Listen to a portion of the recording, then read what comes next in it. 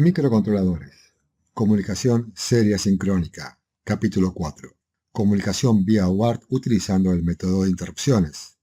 Al hacer este vídeo, hemos supuesto que ya saben qué es una interrupción y los beneficios que ésta conlleva. Además, ya han visto los capítulos anteriores de comunicación vía UART, en donde se realizó la configuración del periférico y se hizo foco en los registros y flags utilizados en la comunicación por método de pooling. Registros y flags que utilizaremos sin mayores explicaciones durante este vídeo. Si todo esto está bien, iniciemos.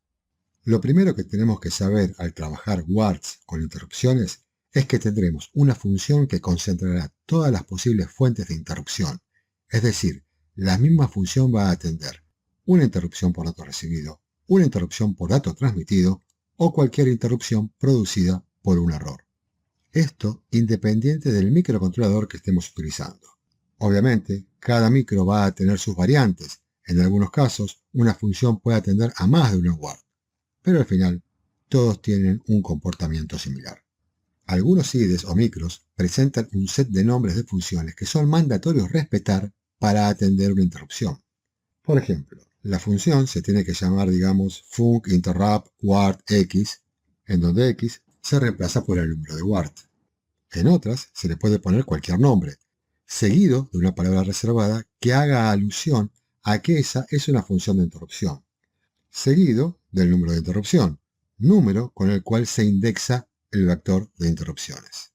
Seguramente hay otras maneras, pero en el caso del LPC 845 el nombre está predefinido.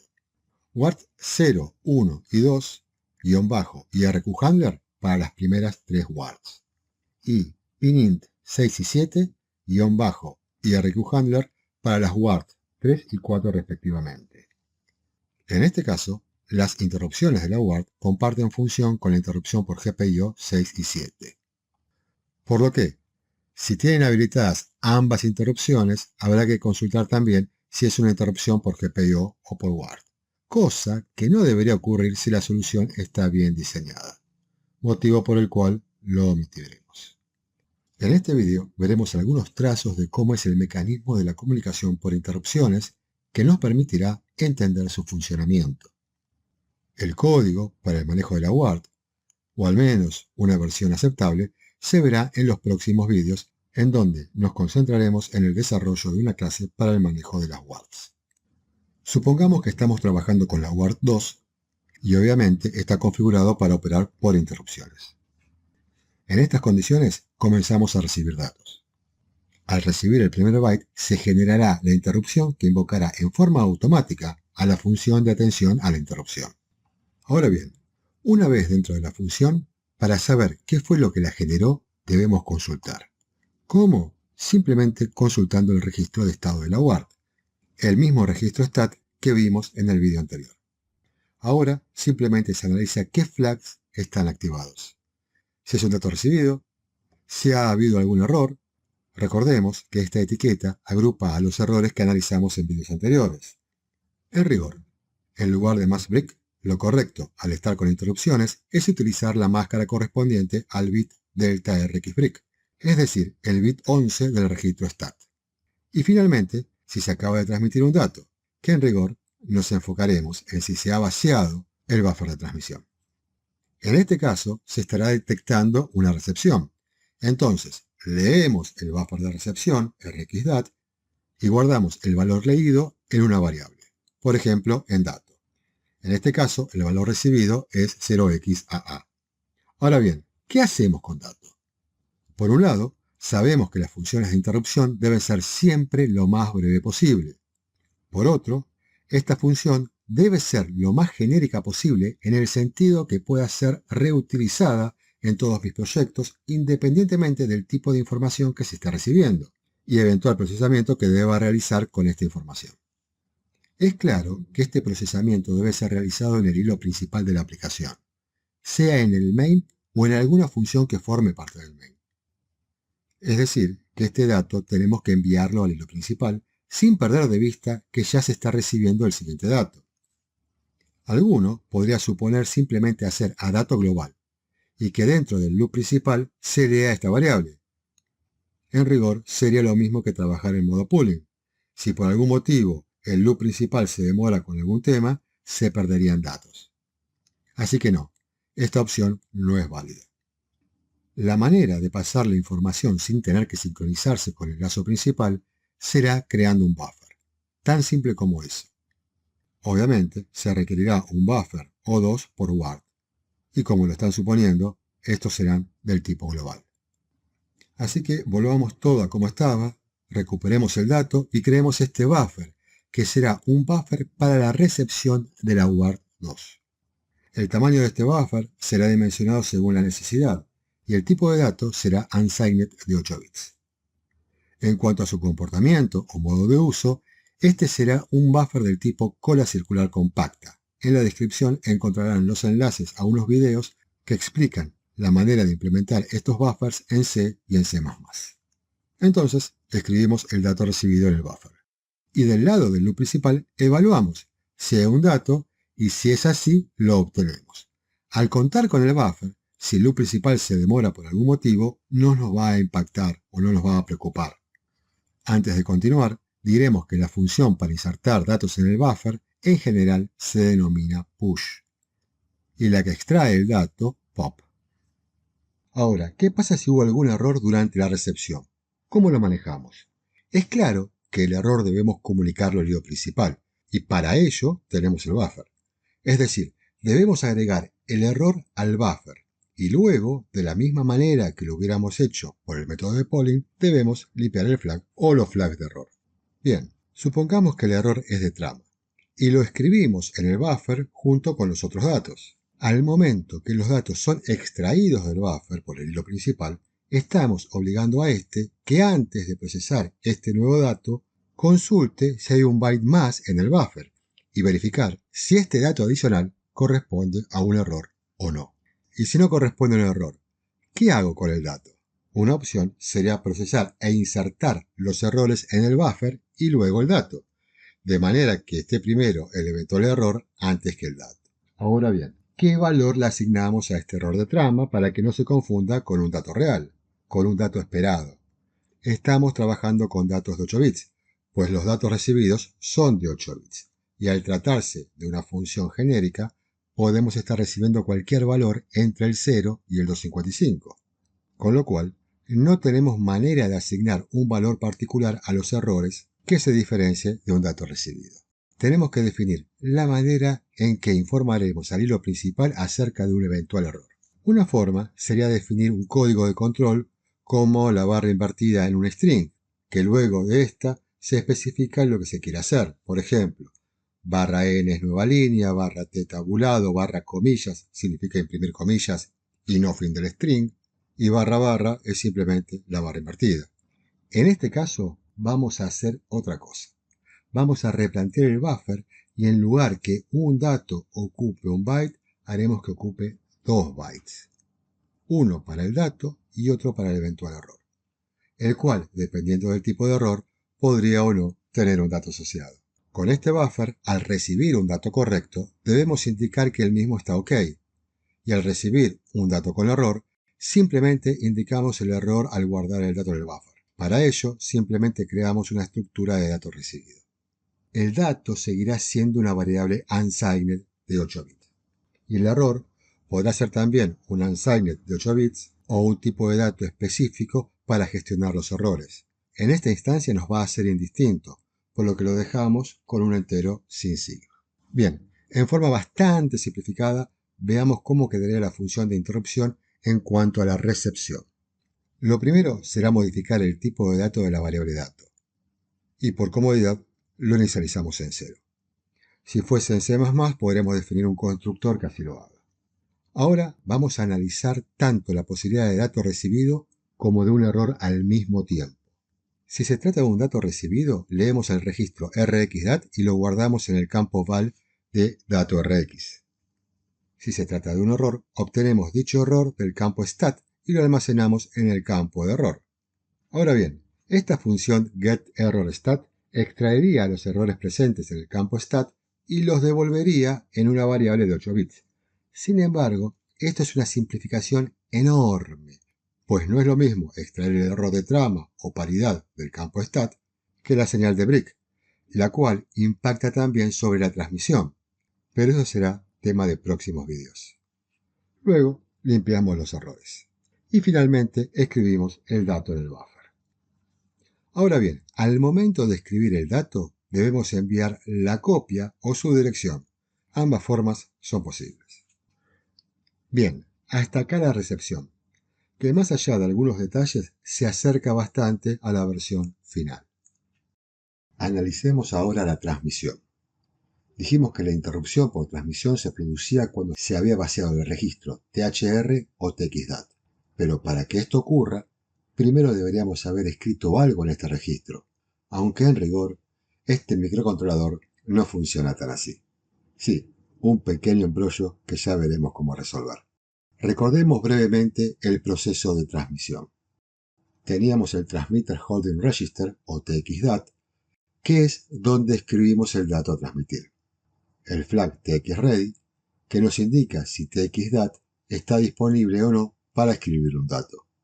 Este flag en 1 nos indicaba que estaba disponible, que podíamos escribirle un dato. Y si está libre, le escribimos un dato. Por ejemplo, el 23 en hexa. Esto hace que el flag pase a 0 inmediatamente, indicando que TXDAT está ocupado. Como el Transmitter Shift Register está libre, este 0x23 es copiado, liberando así a TXDAT, poniendo nuevamente en 1 a TXReady, lo que habilita a escribir un nuevo dato. Ahora veamos un segundo el registro que habilita la interrupción por transmisión.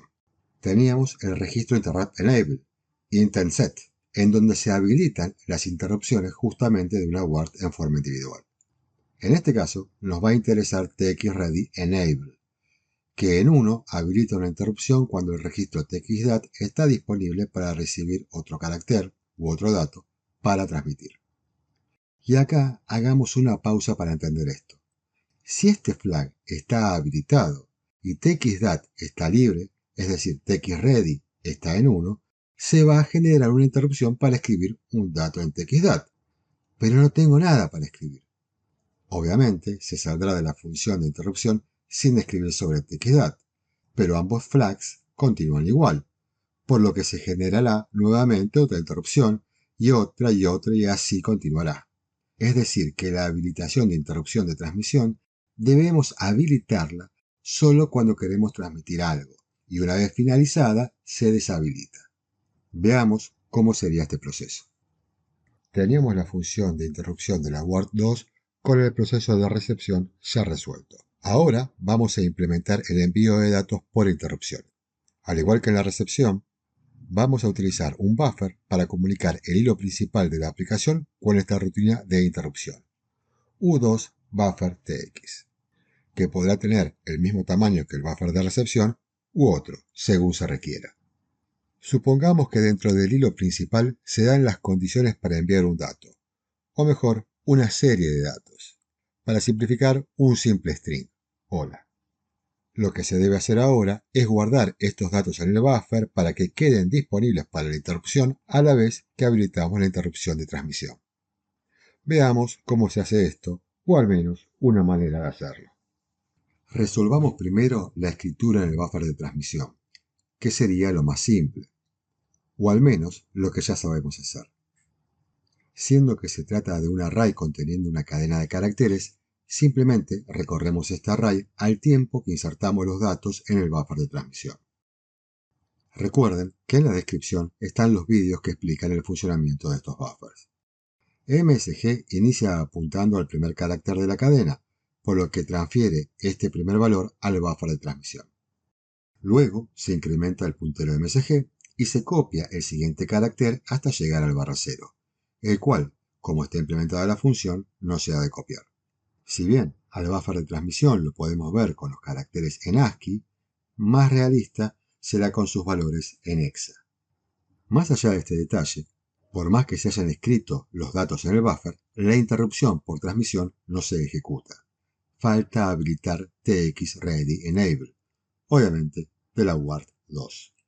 La pregunta, ¿cuándo lo habilitamos? ¿En qué momento? ¿Al inicio de la función? La verdad es que no sería oportuno, ya que generamos la interrupción pero todavía no tenemos información en el buffer. Durante la escritura en el buffer, luego de haber escrito el primer byte, bien, podría ser una opción. En nuestro caso, lo haremos luego de haber escrito la información en el buffer. Ambas opciones son válidas, lo único, nunca antes de haber escrito algo en el buffer. Llamemos a una función o macro que habilite esta interrupción en la word2. Esto sería simplemente colocar en 1 el bit correspondiente en el registro interrupt enable set de la word2. ¿Lo hacemos siempre? No. Solo si no estamos transmitiendo. Para ello necesitamos de un flag global que nos indique en qué estado se encuentra la transmisión de la word2. Supongamos que no estamos transmitiendo y a este estado le corresponde el valor 0. Bien, entonces, si el flag está en 0, indicamos, modificando el flag txward2, que pasamos al estado de transmisión de la word2.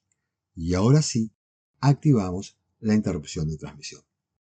Esto producirá automáticamente la interrupción de la ward2 por transmisión. Ward2 que tiene su pin de transmisión en reposo, en alto. Lo primero que haremos, ya dentro de la interrupción, será obtener el dato del buffer, obviamente con la consulta correspondiente de si hay dato. Y como sí hay dato, lo almacenamos en la variable auxiliar dato.tx. Ahora solo falta escribir este valor en txdat. Esta acción pondrá a txdat inmediatamente ocupado, mediante el flag txready, al tiempo que la función de interrupción finaliza. Antes de continuar, tenemos que tener presente que la ward es un periférico que va a procesar los datos en forma autónoma, va a correr en paralelo al micro. Por su parte, la función de interrupción forma parte del código del microcontrolador. Mientras ésta se ejecuta, no se ejecuta otro código dentro del micro. Continuamos. Al estar en el registro de desplazamiento libre, la ward copiará el valor recientemente almacenado en txdat, lo que disparará una serie de acciones. Por un lado, se libera txdat, dando lugar a una nueva interrupción. Por otro, inicia el proceso de transmisión a través del pin de transmisión. Durante este proceso, la función de interrupción copia el siguiente valor a txdat, quedando a la espera de que se libere el registro de desplazamiento. Obviamente, el flag txready se cambiará automáticamente indicando que txdat está ocupado, al tiempo que la interrupción termina. Finalizada la transmisión del 0x48, la ward copia el siguiente valor al registro de desplazamiento, liberándose así txdat, lo que genera una nueva interrupción, al mismo tiempo que la transmisión por el pin de tx continúa, y así sucesivamente hasta que nos quedamos sin datos en el buffer. La ward2 todavía está transmitiendo el último dato. Eso está bien. Como el txdat o el transmitter holder register está libre, es lógico que se genere una nueva interrupción.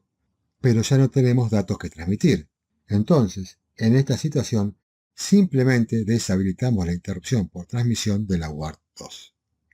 Indicamos dentro de nuestra aplicación que la ward2 no está transmitiendo y listo. Perdón, ¿cómo se habilita y cómo se deshabilita la interrupción? Bien, para habilitarlo simplemente usamos el registro interrupt enable set o intentset de la word2. Allí modificamos el bit de habilitación. Y para cancelarla usamos el registro interrupt enable clear que borra la habilitación. Tengamos presente siempre el manual del microcontrolador. El bit dentro de estos registros es el bit 2, igual que en el registro stat, por lo que podemos usar la etiqueta txready. Queda un poco más prolijo. Obviamente puede escribirse como función o como macro, pero eso se los dejo como tarea. ¿Hace falta el flag txward2? ¿No podríamos consultar por el registro intentset? En rigor no hace falta. Como bien lo indica, podríamos consultar directamente por el registro interrupt enable set. Entonces, ¿para qué usamos el flag? Bien, muy buena consulta. Lo usamos por compatibilidad a otras wards. Recuerden que estos videos son para aprender a programar sobre microcontroladores. El LPC 845 es solo el micro que estamos utilizando en este momento, nada más. En otros casos, para iniciar la transmisión, se requiere realizar una tarea extra. Esta puede ser simular una interrupción o escribir en forma directa sobre el registro de transmisión, TXDAT en este caso. Y para ello se necesita un flag que indique cuándo esta acción es necesaria. Dentro de la función transmit, ¿es mejor habilitar la interrupción en medio del ciclo while o al final? Otra buena consulta. Me parece un buen ejercicio de análisis y ustedes mismos lo pueden responder. Además, pueden hacer las pruebas pertinentes sobre el micro si lo consideran necesario. ¿Y qué conviene primero, modificar el flag TX-WART o la habilitación de la WART? Podríamos decir que es indistinto, pero no. Mejor veámoslo en detalle. En el caso de la función de interrupción, será indistinto, pues mientras se está ejecutando la interrupción, no se ejecutará ningún código del hilo principal de la aplicación. En cambio, supongamos que estamos en la función transmit. Supongamos también que invertimos las sentencias y enviamos un solo byte. Lo primero que haremos será habilitar la interrupción. Inmediatamente se ejecuta la función de interrupción. Se escribe el dato en TXDAT y la UART copia el dato en el registro de desplazamiento, liberándose así TXDAT, lo que produce una nueva interrupción. Supongamos que esta función de interrupción se ejecuta sin que se ponga el flag TXWART2 en 1, lo cual, dependiendo de ciertos factores, puede ocurrir. Se deshabilita la interrupción, se pone en 0 el flag TXWART2, que ya estaba en 0, termina la función de interrupción y el contador del programa vuelve al hilo principal de la aplicación y pone el flag TXWART2 en 1, con lo cual el transmisor queda inutilizado. Antes de finalizar, les dejo otro tema para ir pensando. Tenemos 5 WARTs. Tenemos que escribir 5 funciones de interrupción, 5 de configuración, controlar 10 buffers, 5 de transmisión y 5 de recepción, más ya no sé cuántos flags y otros detalles. Vayamos pensando cómo agrupamos todos estos elementos en una estructura o clase y generar una serie de recursos que se pueda invocar en forma simple, independientemente de si es la WART 1, 0, 4 o la que fuese, y que contemple detalles como la señal de break, entre otros. Nos vemos en el próximo video. ¿Puede explicar el stats ampersand mask word error al limpiar los errores? Sí puedo. Al iniciar la interrupción, leemos el registro stat. Recuerden que la UART es un periférico independiente. Por ende, este registro puede cambiar desde el momento que lo leímos hasta el momento de modificarlo. ¿Qué pasaría si durante este breve periodo, breve pero no instantáneo, se activa un flag que no hemos evaluado? Pues bien, lo borraríamos y no nos enteraríamos del caso. Así que mejor hacemos un AND con el registro leído y evitamos el inconveniente. Ahora sí, si no hay más consultas, nos vemos en el próximo video.